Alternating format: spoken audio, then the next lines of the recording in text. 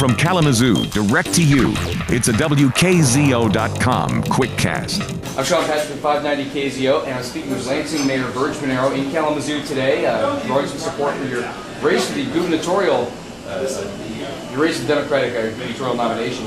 And the cornerstone of any successful campaign this year is going to be a plan to bring jobs to Michigan. Let's hear it. How are we going to get the jobs here? Well, we have to make Michigan the #1 place in the country to do business. I've got some labor support. In the past, I've had labor and business support, and I will again this time. I've got a lot of business people backing me up. Yeah, so you can't be one-sided. You've got to lay out the red carpet for business. We've done this in Lansing. So when you say, what will I do? The first thing is, look at what I've done in Lansing. We've added $500 million investment in the city of Lansing. We have cranes in the air. We have a AA+ credit rating. So how government is managed matters. We have to manage government very efficiently. We have to lay out the red carpet for business. We have to streamline. We have to move at the speed of business. We have to invest in education. We have to invest in vocational training. We have to invest in our infrastructure, our physical infrastructure, and our human infrastructure. These things matter to business. But overall, we got to make Michigan the #1 place in the country to do business, to invite business here. We have to set the table for business. We have to grow jobs. You know, my bank plan is part of that, the state bank. We have to free up capital.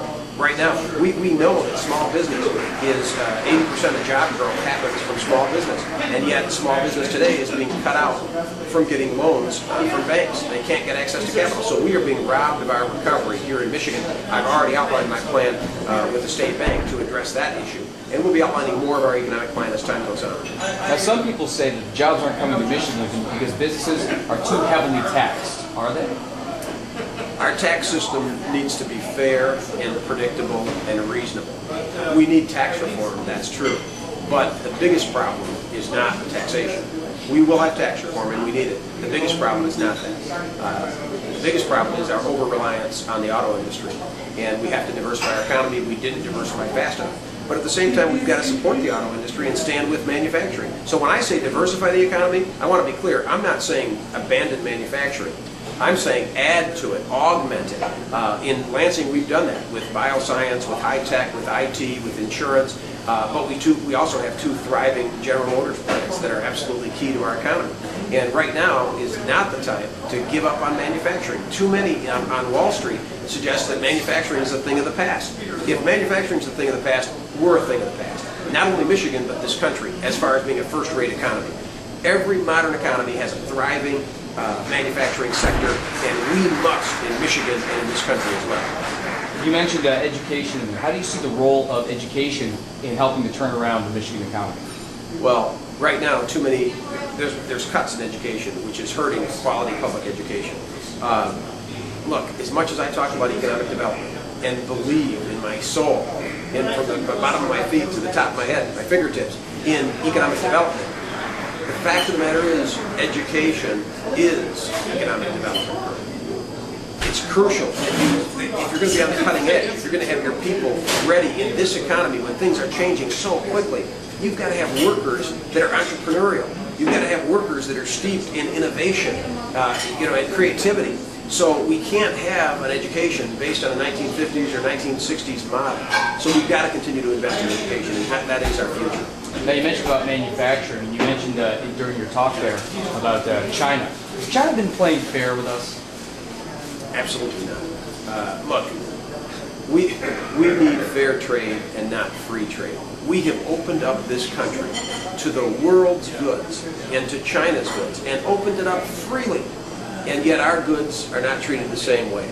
We need reciprocity. We need fair trade. We need an end to the currency manipulation that is taking place that keeps our products more expensive and their products cheaper. We're the only ones, we're the only ones playing by the rules.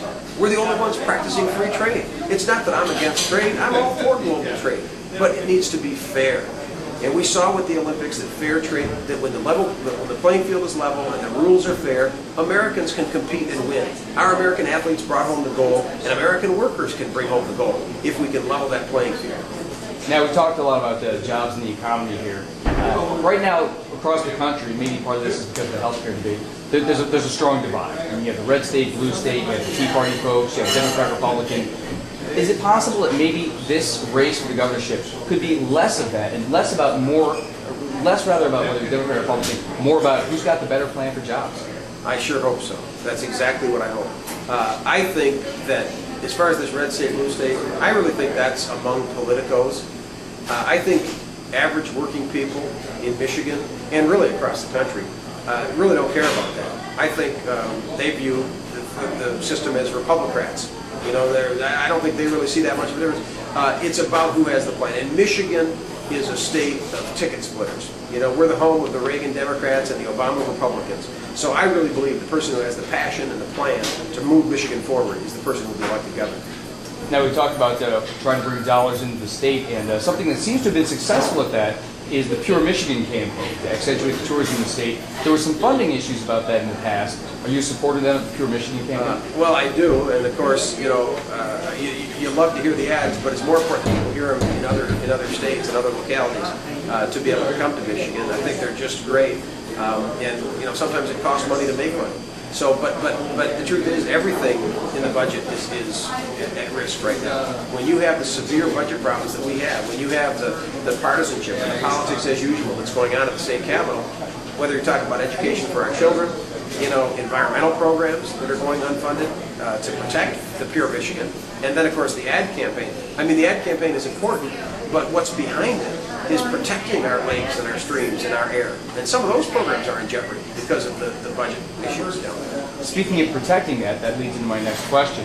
Have we done enough to stop the infestation of the Asian carp coming to Lake Michigan? Well, no, and the federal government hasn't done enough. We must continue to lobby and push for action to protect the lakes. If that happens, the fishing industry, the billion-dollar fishery, the beauty, the use of the lakes is all in jeopardy with that. So we'll certainly be elevating that issue.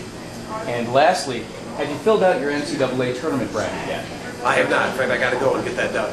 Okay, how far is Michigan State going to go this year? What do you think, Patrick?